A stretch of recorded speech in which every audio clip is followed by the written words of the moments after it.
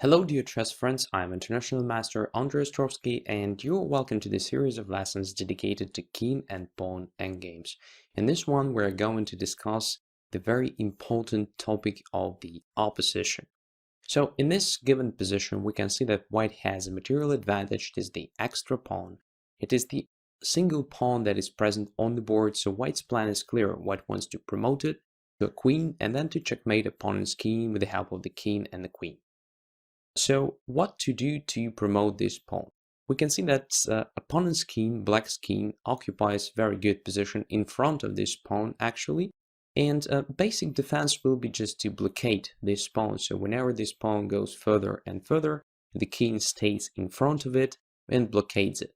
So to ensure the promotion of this pawn, white has to fight for the space to grab the control over key squares and to try to kick this king away. So king to d5.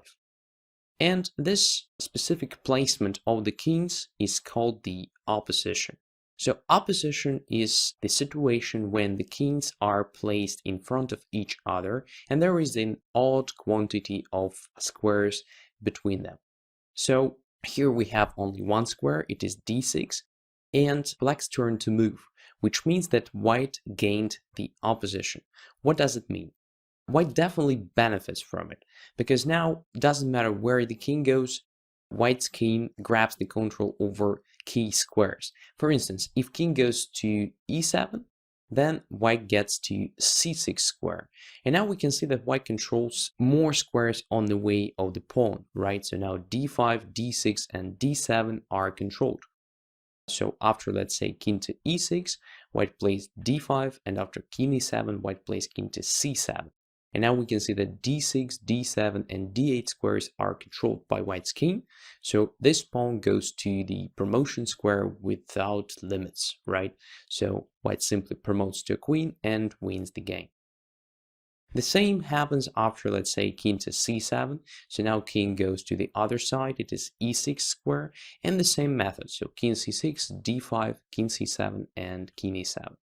Let's have a look what happens if black stays on the d file with the king. Let's say after king d5, black plays king to e7, and after king c6, instead of moving towards the pawn, right, allowing white to play d5, black plays king to d8, hoping to blockade this pawn. But after that, white gains the opposition once again. It is king to d6 move.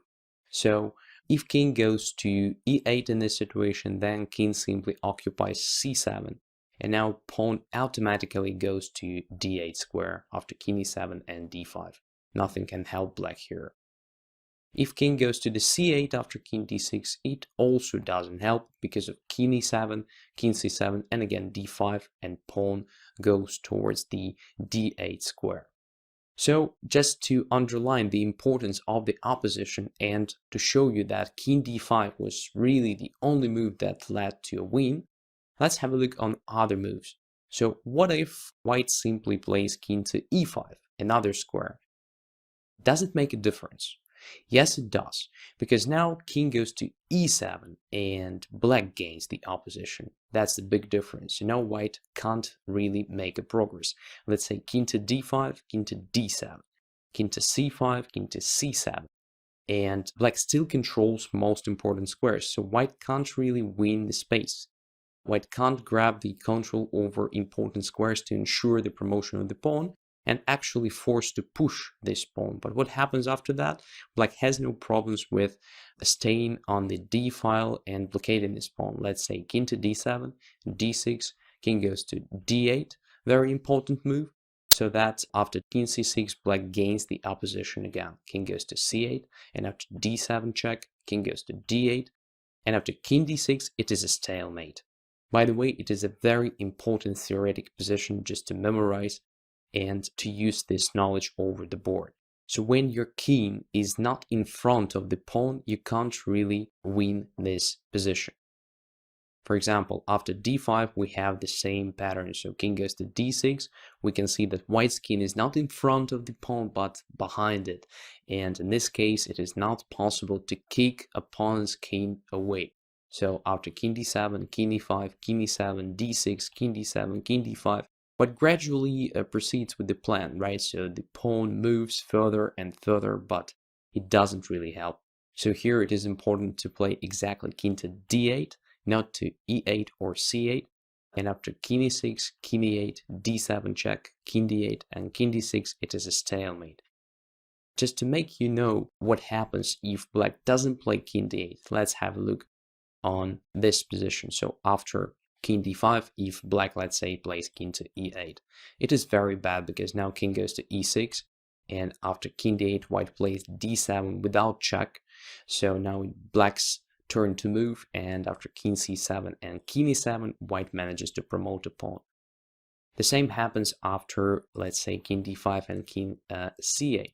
So white can move the king to e6 or c6, it doesn't really matter here. So let's say king to e6, and after king d8, again the same, d7, and white gets the control over e7 square.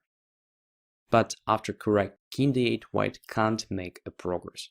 So to grab the space to kick opponent's king away, it is necessary to gain the opposition, just like after king d5 and after a few moves after king d6. Simply forcing the king, going away, and then get into important squares. In this particular case, they are e7 and c7.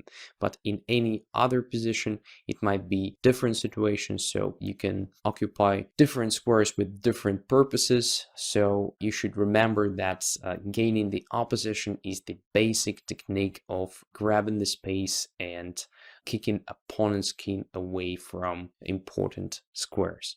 That's the idea. So the general rule is who gains the opposition benefits from it. Sometimes who gains the opposition wins the game. So in the king and pawn endgames, the value of each move is very high. Never forget about it.